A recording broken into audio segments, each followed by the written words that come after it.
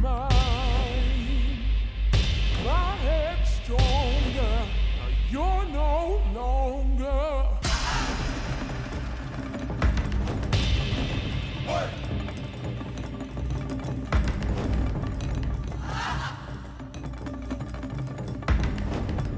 Help!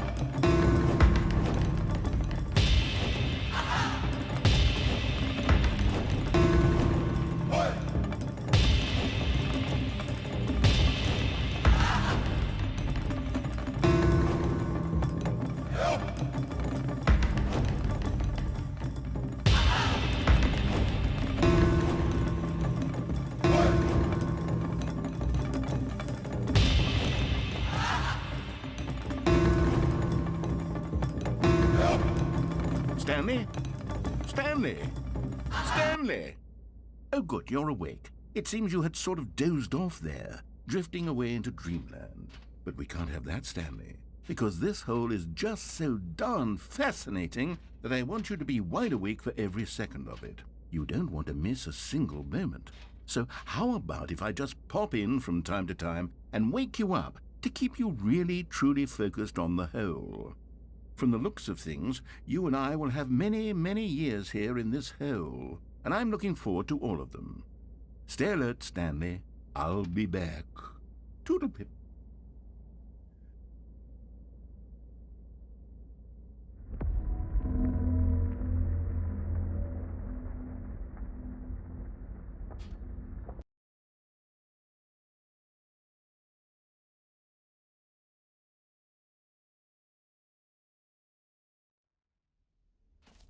Here we are. Go on, try out some of the new features.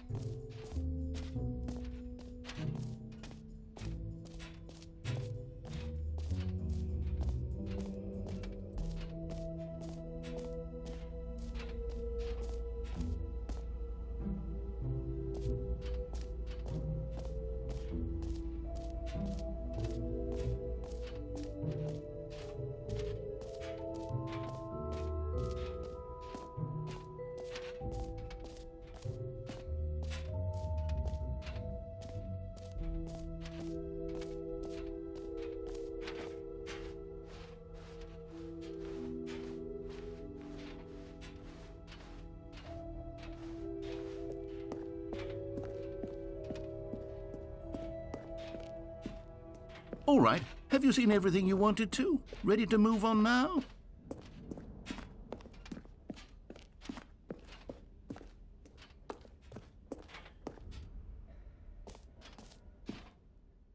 So, Stanley, what do you think? Do you like all of the new features? Yes, I know it's not exactly clear yet how exactly these features will come together as one single coherent video game, but I can feel it in my soul. It's going to work. There's definitely a good game in there somewhere. Say, let's do an experiment. I'll arrange these new features together, and we'll see whether or not it coheres into a meaningful gameplay experience. Okay. Are you ready? Here it is. I give you the Stanley Parable 2.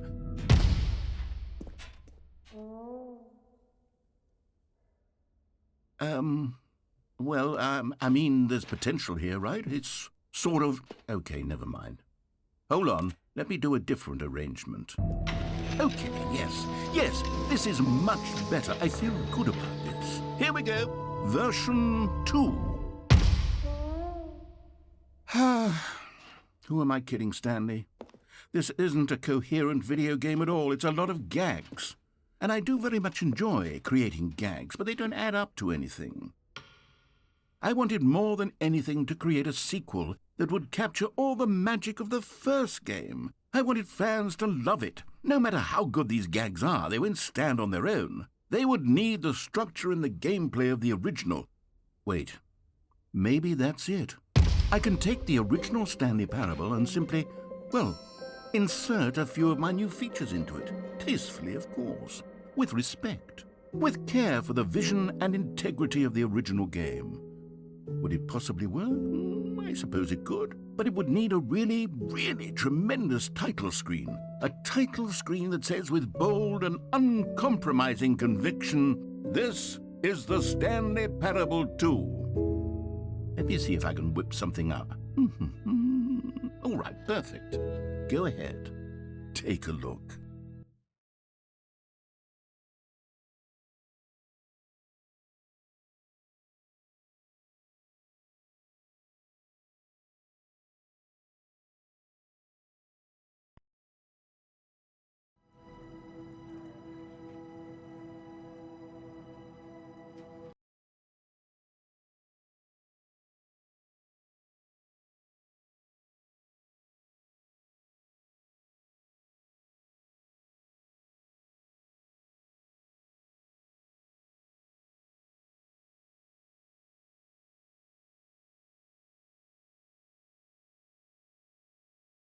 This is the story of a man named Stanley.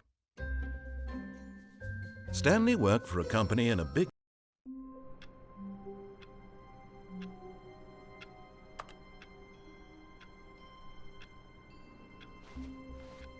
All of his co-workers were gone. What could it mean? Stanley decided to go to the meeting room. Perhaps he had simply missed a memo. Stanley felt the bucket calling to him, begging him to pick it up. Why was he not doing it?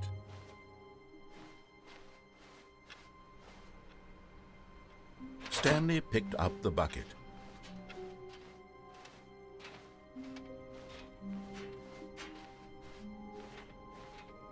Stanley clutched the bucket tightly to his chest and entered the door on his left.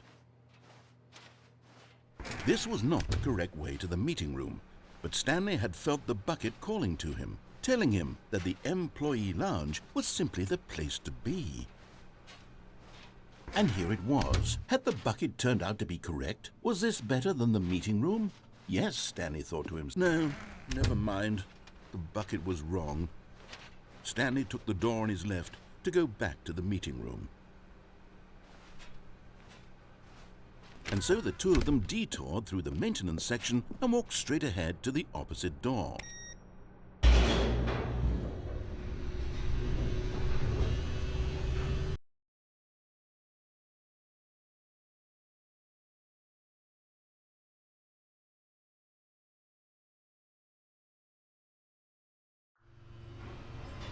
Oh, good, Stanley. I'm glad you found your way here. I knew you'd find this place eventually. You see, your friends and I are concerned for you, Stanley. We've come together here because we care about you very much. It's this bucket you're carrying around everywhere. The bucket isn't even from the original Stanley Parable. It's just sequel content. We're the ones that matter, Stanley. Classic characters from the first game, like the Adventure Line and the Broom Closet. Because that's what fans want from a sequel. They want more of their favorite jokes, not this bucket that they've never seen before. Yes, I know I'm the one who gave you the bucket, but you're spending too much time with it. Don't you want another story involving the Adventure Line? We could make the Adventure Line go somewhere new. Yes, yes, that's what the fans want. Let's do it.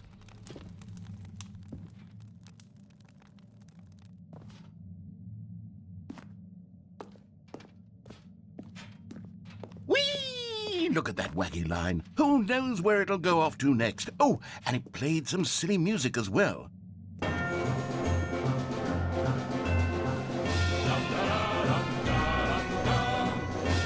Now this is what the Stanley Parable is all about. Don't you remember all those great jokes from the original dialogue? Also, Stanley is addicted to drugs and hookers. Yes, it's as classic now as it was back then. Let's do it for the fans, Stanley. Let's give them more content exactly like this. But if we want to do that, you're going to have to give something up. Don't you get it, Stanley? We need to get rid of the bucket. That's why I'm very proud to introduce a brand new character. This is the Bucket Destroyer.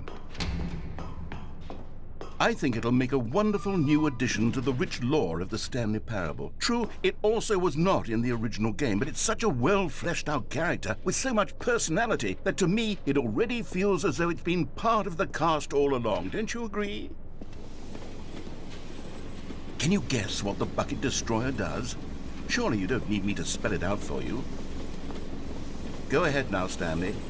Say goodbye to the bucket, and then pop it into the machine when you're ready.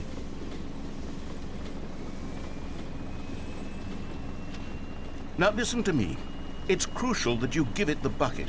I don't know what the Bucket Destroyer will do if it can't destroy your bucket. Destroying buckets is all it knows. That is its singular personality trait.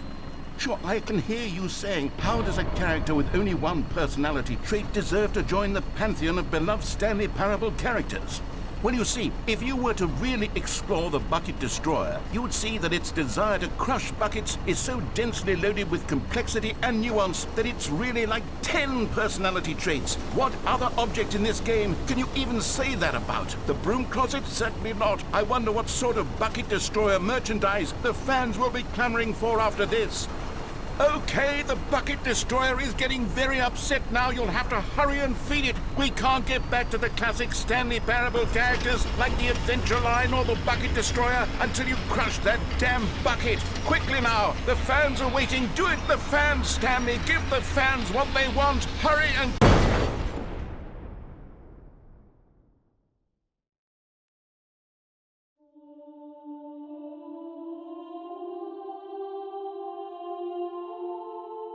The Bucket Destroyer, my prized creation. You had so much potential. We were going to do such marvelous things with you, tell such spell-binding stories about you. All of it squandered now. Goodbye, new friend. For the moment in time that you were here, you were magnificent.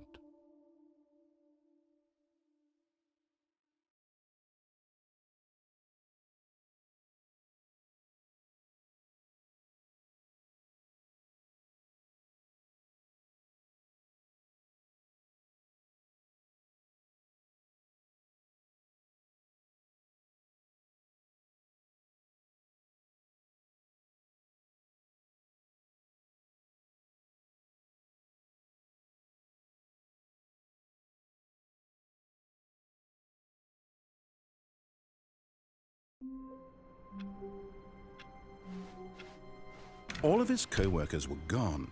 What could it mean? Stanley decided to go to the meeting room. Perhaps he had simply missed a memo. Stanley lifted the bucket into his arms, and a wave of comfort rushed over him. Stanley clutched the bucket tightly to his chest and entered the door on his left. This was not the correct way to the meeting room, but Stanley had felt the bucket calling to him, telling him that the employee lounge was simply the place to be. And here it was. Had the bucket turned out to be correct? Was it? No, never mind. The bucket was wrong. Stanley took the door on his left to go back, and so the two of them detoured through the maintenance section and walked straight ahead to the opposite door.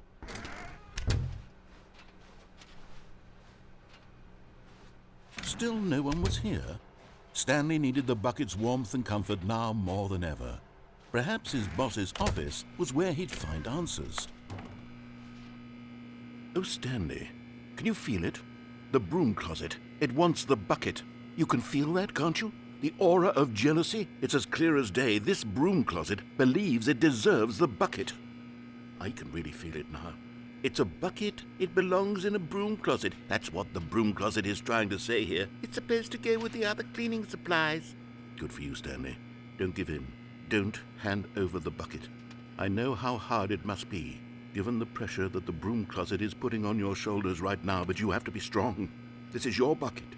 This is your companion and lifelong friend. You can't hand it over. Oh, no. We're getting into name-calling now, it seems. Is this how low the broom closet has sunk, that it has to resort to this stream of petty insults simply in order to get you to hand over the bucket? Stanley, I never liked this broom closet for a variety of reasons, but even this is worse than I had imagined. And wait, now the broom closet has the gall to imply That you and the bucket are not truly deep and lasting friends? That your relationship is purely superficial and convenient? That your life is so banal and meaningless that you'd feel the same sort of... Coming to a staircase, Stanley and the bucket walked upstairs to the boss's office.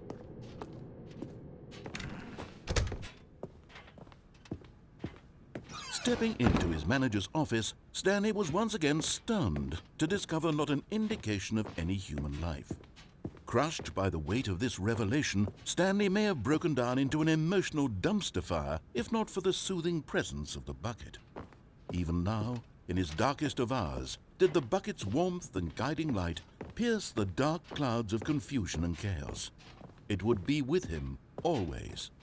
The bucket would, and he knew it. The two of them were inseparable. At this point, Stanley was so absorbed in the tender spiritual connection he shared with the bucket that he didn't notice the keypad behind the boss's desk. Nor in his bliss of simply being near the bucket did he have any notion that the PIN number for the keypad was 2845.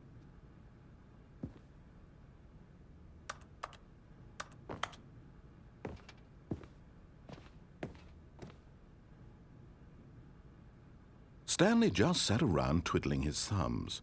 Trying to input anything on the device was useless, since he could never possibly know that the combination was 2845.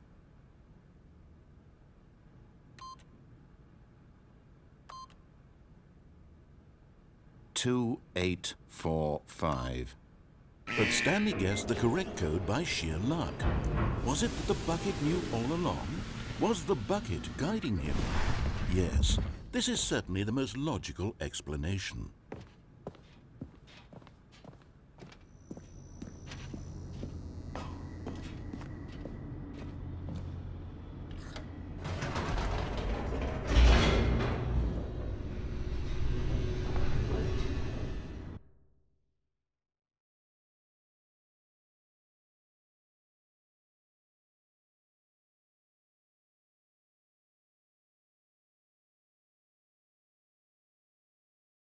The elevator raced downward, plummeting towards an unknown fate. It would be all Stanley could do to keep himself together, if not for the bucket. Soothing him, comforting him, reassuring that in this darkest moment of uncertainty, he would be all right. The bucket is here for you, Stanley. Everything will be fine.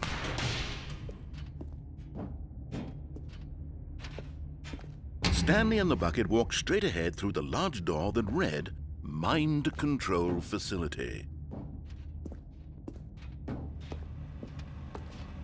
Although this passageway had the word escape written, but of course, Stanley and the bucket thought better of it and realized they simply had too much to live for.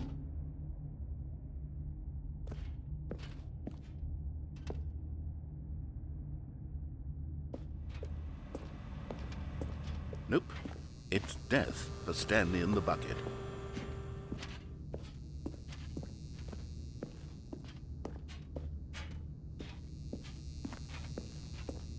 The door behind them was not shut.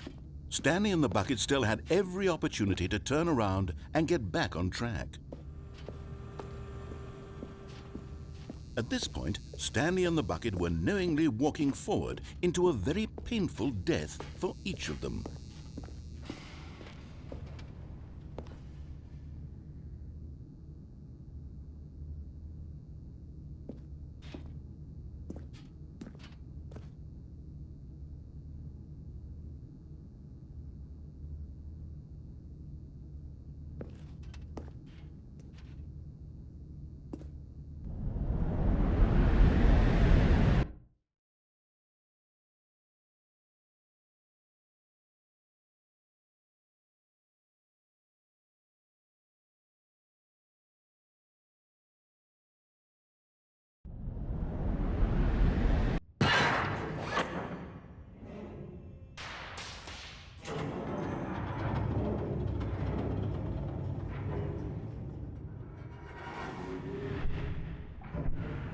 As the machine whirred into motion and Stanley and the bucket inched closer to their demise, Stanley reflected on how meaningless the bucket's warmth and comfort had turned out to be. To be sure, it puts the mind and the soul at ease to embrace the bucket, but what use is a sense of ease when you're about to be crushed to death? This is what Stanley thought to himself, and he sort of kicked himself for wasting so much time carrying a bucket everywhere. Farewell, Stanley.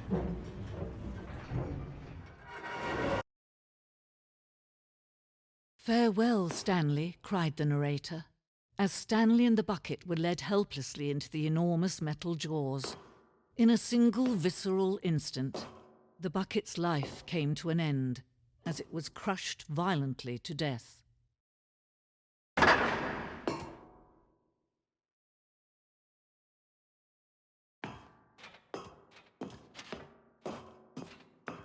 It was a shame, the death of such a magnificent bucket. It's true that all buckets are radiant in their own way, but this one stood above the rest. It was a glorious bucket to behold.